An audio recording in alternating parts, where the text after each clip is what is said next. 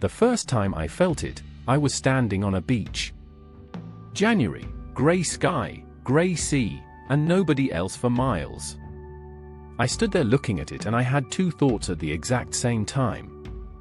First, this is one of the most beautiful things I have ever seen. And second, I have never felt this alone in my life. And the strange part was, those two things didn't cancel each other out. They just sat there together. The beauty and the loneliness, side by side, like they belonged that way. I didn't know what to do with that then. Honestly, I'm still figuring it out now. Living in Ireland does something specific to you. I don't mean the Instagram version, I mean the actual Tuesday version. The one where it's raining again and you're walking to the shop and the street is almost empty, and even in the middle of a city, there's a quiet that doesn't feel like city quiet. It feels older than the buildings. I started noticing it in the small things. Sunday mornings, especially. If you spent any time in Ireland, you know what I mean. 9 in the morning, that washed out winter light, almost no one around, a dog somewhere in the distance, and a silence so complete it feels almost physical. Like you could reach out and touch it. I used to find it beautiful. Some days I still do. But early on, that same silence would hit differently. Not peaceful. More like exposed. Like the quiet was giving me nowhere to hide from whatever I'd brought with me that morning. The evenings were the same.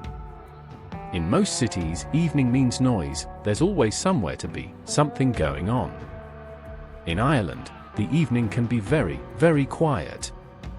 You finish work and suddenly there's this stretch of time with nothing in it. No plan, no distraction. Just time. And if you've spent years filling every available minute, that kind of time can feel lonely in a way that genuinely surprises you. I remember one night about 3 months after I arrived. I was sitting in my apartment. It was raining. Nothing had gone wrong that day, I'd had a perfectly fine day, but I sat there and felt this weight. This ache. Not homesickness exactly. More like a general longing for something I couldn't name. I sat with it for a while. Then I made tea. Because in Ireland, that's what you do. The thing about Irish culture is that it's warm, but it's slow to open. I don't mean that as a criticism. I actually think it's one of the most honest things about this place. The warmth is real. But it doesn't come immediately. You earn it over time.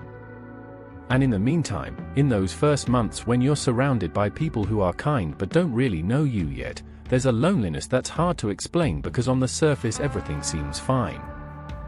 You go to a pub. People are friendly. You have good conversations.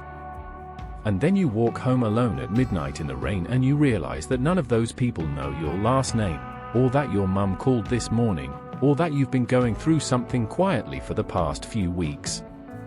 That gap between being surrounded by people and being actually known by them, that's a specific kind of lonely. The kind that's hard to admit because you don't want to seem ungrateful. Ireland also has a lot of sky. I know that sounds strange, but stay with me.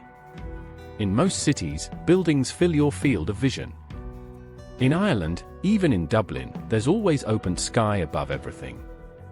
And that sky is usually doing something. Clouds moving fast, light changing, the color of everything shifting from one minute to the next. Living under that sky changes how you see yourself. It makes you feel small, but not in a bad way.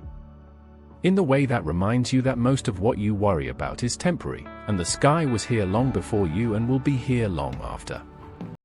But it also makes you feel alone. In the best and worst sense of the word. Here's what I've come to understand about this particular loneliness.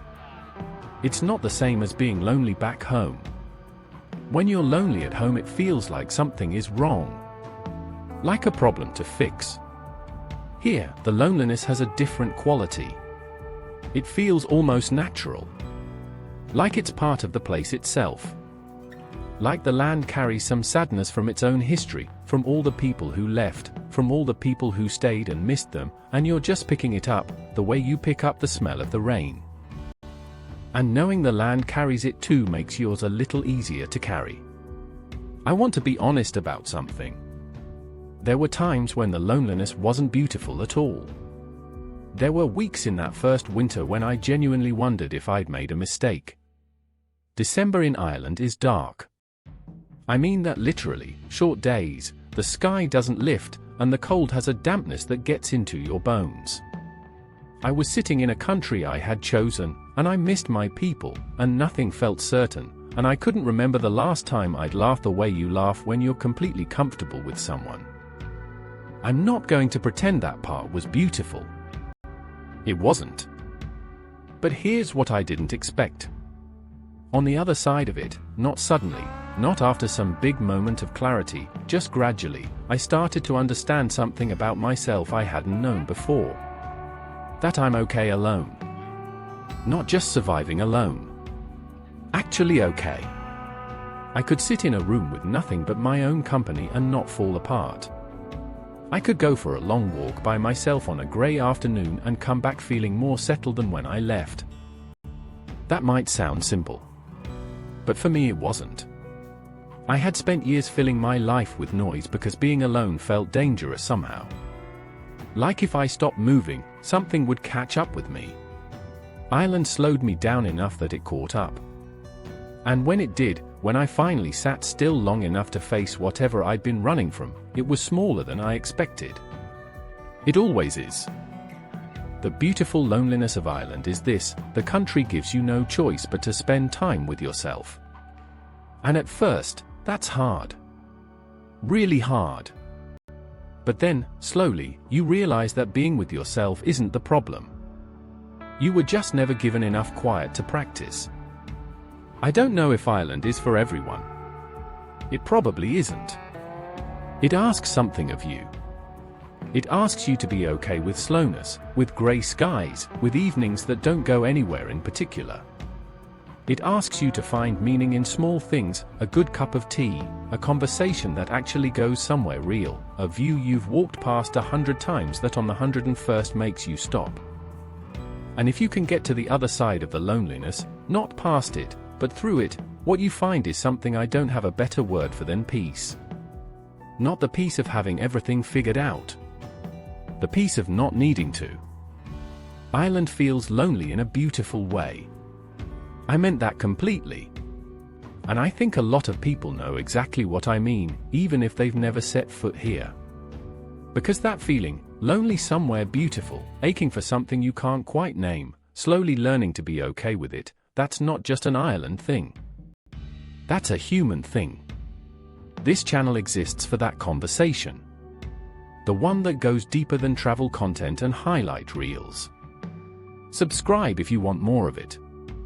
And leave a comment below: have you ever felt lonely somewhere beautiful? Not sad, not broken. Just lonely. The good kind.